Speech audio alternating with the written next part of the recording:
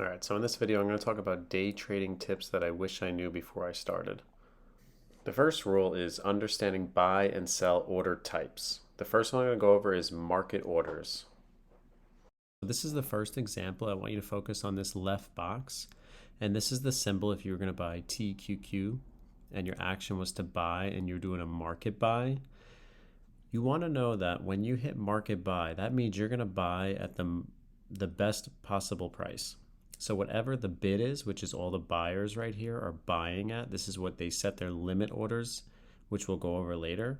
And this is what people are selling for, which is the ask. So if I were to just hit buy one share at the market price, it would fill me at 54.52. Now you can say, wow, that's a big difference between 52.45 and 54.52. Now if you go to another stock, let's say that's more thickly traded, you will get closer prices comparatively. But in this example, it just shows you that if you were to fill in market buy, it'll just fill you the next available seller price. And on the other side, same goes for this box over here. I have TQQQ, sell one share, market. If I were to hit place, it would sell it at the nearest buyer, which is why I don't like to do market buys and market sells. I always do limit orders, which is what we'll get into next.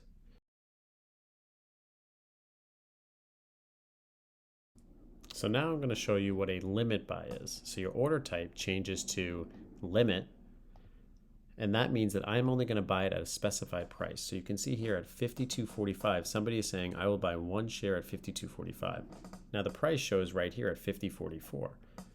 Now this is after hours, so just bear with me, but if I place the price for $49 flat, that means I'm willing to buy one share at $49, and I will not buy unless it goes at or below this price, because I'm buying and agreeing to pay for this price. But if the price is $50 or $52, I'm not going to get filled. But if I were to fill my price at the $50.44, it would fill me. So if I put 50.44, it would fill me here because the nearest price is at $50.44. Now, on the contrary, if you did sell and you were trying to sell your shares and you did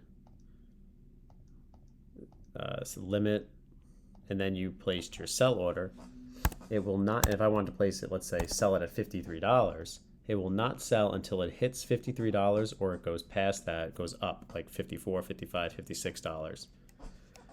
So when I place orders and I day trade, I use buy limits and sell limits at all times. I don't use anything else unless it's a stop loss, but I always enter and exit a trade using a buy limit and a sell limit as a day trader, because I know I'm going to get the specified price that I want.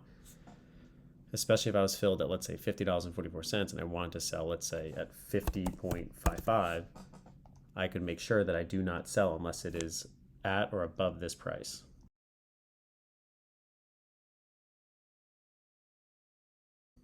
All right, next is the most important one of all, in my opinion, is the stop loss. So if you follow my cursor, you hit sell, you go under order type, and you hit stop. Now stop means if the price was $50.44 and I put it for $50.20, if the price were to go down and trigger $50.20, it's going to sell at the nearest bidder, which is where you see it right here, and it'll fill. So I like stop losses because if the market tanks for whatever reason, it will trigger your loss and it'll sell your shares immediately to the nearest buyer, which is at the bid. And this protects you from, having major losses if you have your order filled and then you just put your stop loss in, so you know that if the market completely sells off, it'll trigger if it goes below this price, and you'll be able to sell your shares immediately at the next highest bidder.